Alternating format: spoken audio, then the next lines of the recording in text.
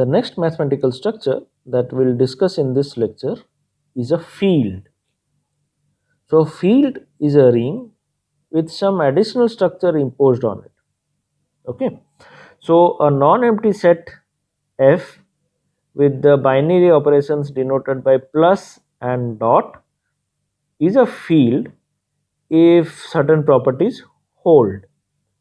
The first property is that the non-empty set under the two binary operators plus and dot has to be a ring. The next property is that there has to be a unique additive identity E and a unique multiplicative identity 1 lying in the set F. This is also as true when F is a ring. The third property is for any pair of elements in the set F, the dot operation has to be commutative. So essentially you are looking at something known as a commutative ring.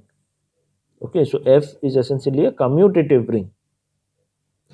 And the fourth property is the existence of a unique multiplicative inverse. Okay, for every element in F other than the additive identity element.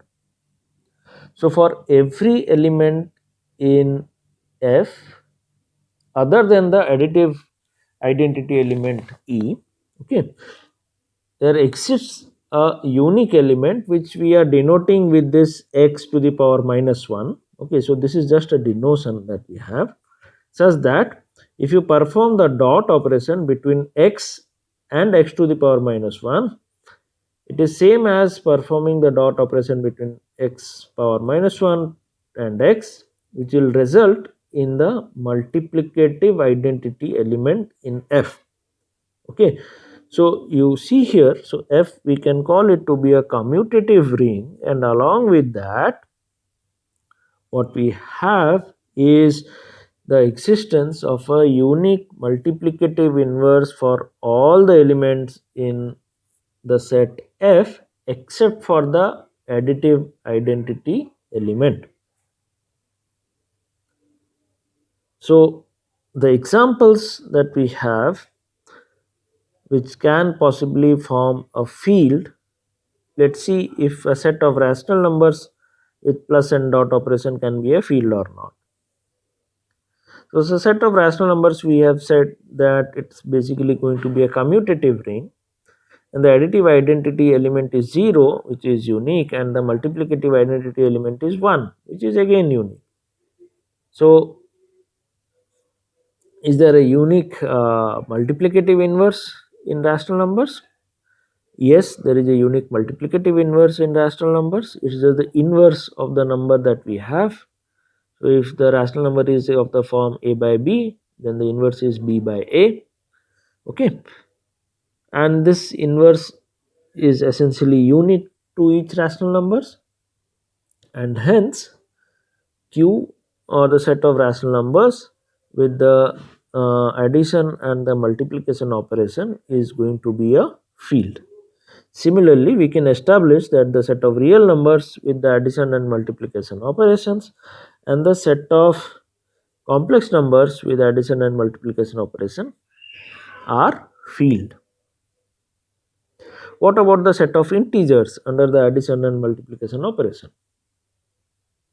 The set of integers under addition and multiplication operation, we had seen that it is a commutative ring and has unique additive element and a unique additive identity element and a unique multiplicative identity element. But does it have this inverse in it? So let us consider an integer 2.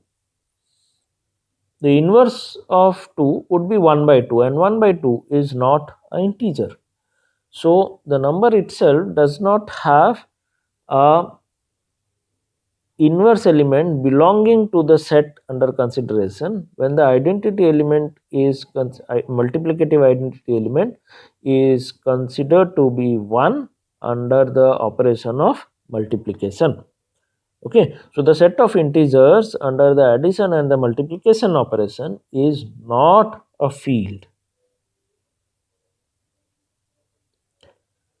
Okay, so please think of some other examples where you can see whether it's going to be a field or not.